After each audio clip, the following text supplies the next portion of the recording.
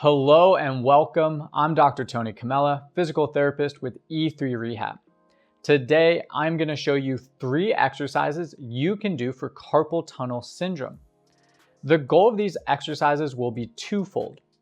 First, they will help you manage symptoms by potentially reducing nerve sensitivities.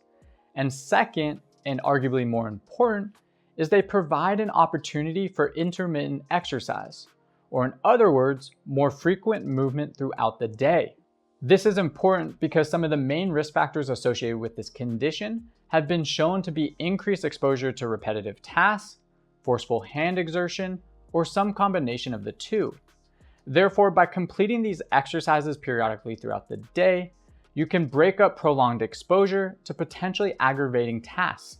If you want to learn more about carpal tunnel syndrome, including the common signs and symptoms, the clinical findings which contribute to this diagnosis, as well as differential diagnoses, I recommend you check out a video I did on this topic a while back.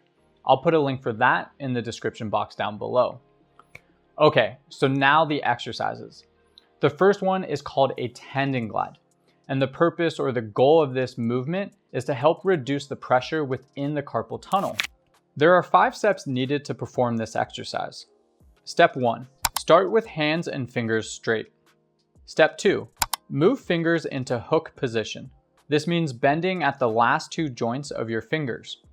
Step 3, move into a full fist. Step 4, straighten into a tabletop position, or in other words, straighten the last 2 joints of your fingers. And step 5, make a straight fist. Here, you will bend the first 2 finger joints while keeping the last joint straight. You will then return to step 1 and repeat. The goal is to go slow and pause at each step for a couple seconds. In order to become more familiar with this movement, let's repeat this sequence for 2 more rounds.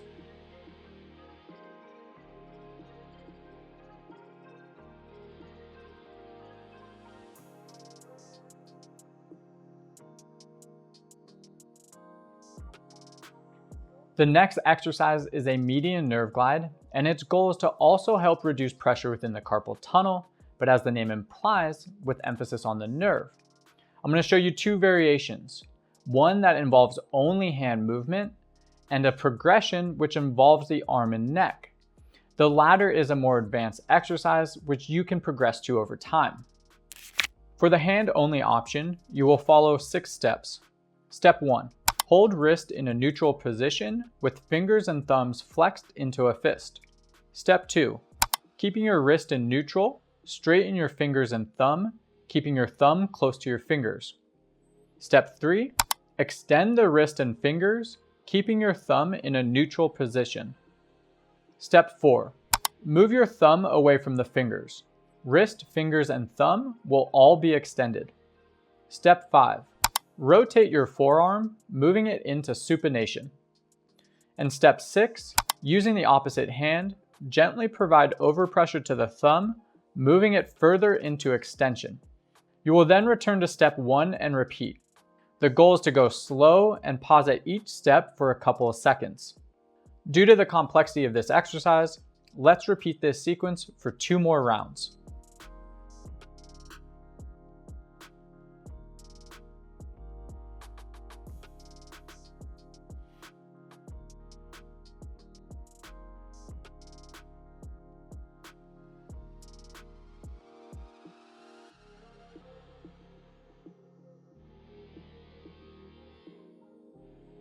The progression to this nerve glide will incorporate arm, shoulder, and neck movement.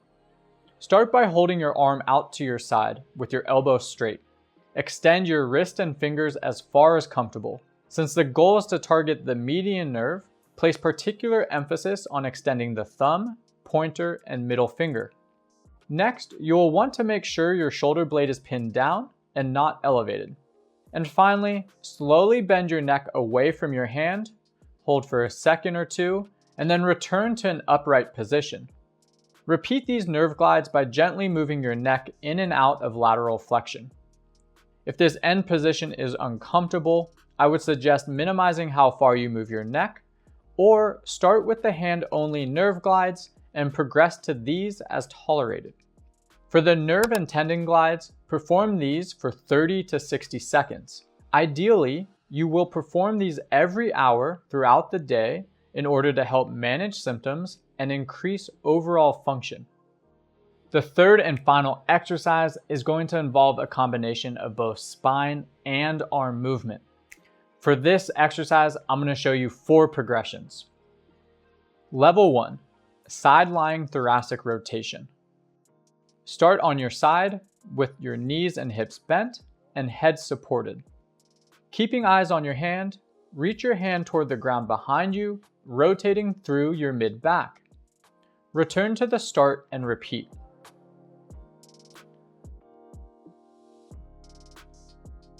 Level 2, half kneeling thoracic rotation. Similar motion, but in a half kneeling position. Rotate over the up knee, reaching the arm as far back as you can. Return to the starting position and repeat. Level 3, half kneeling thoracic windmill. In a half kneeling position, rotate over the up knee, but this time try to complete a big circle with the arm as you rotate through your spine. Return to the starting position and repeat.